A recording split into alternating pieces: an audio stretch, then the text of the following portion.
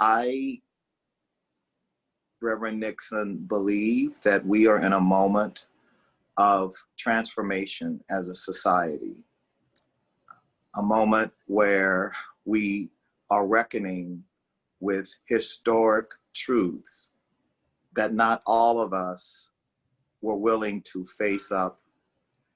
But in the aftermath of the murder of George Floyd, we no longer can deny.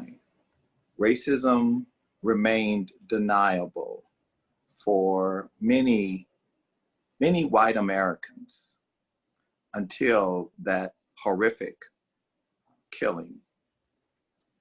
And I think many white Americans experienced heartbreak, deep, profound grief at the murder of George Floyd, because it truly made racism no longer deniable, institutional, structural racism no longer deniable.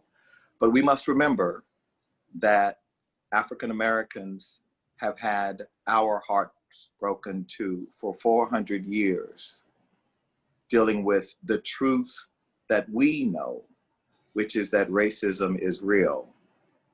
And so I think that at the root of this is that reality, and we are all trying to reckon with it. But what we know now is that token incremental responses are insufficient, and that we do need to think about transformation.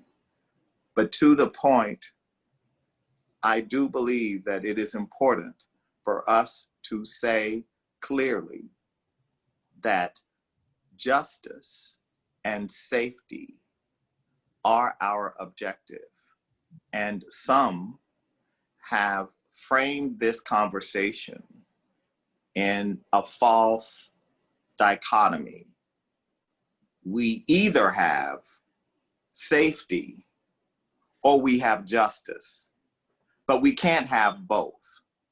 I categorically reject that idea, because we can have both. We can have safe communities, and we can have Black and brown bodies treated with dignity and not indiscriminately mowed down by law enforcement.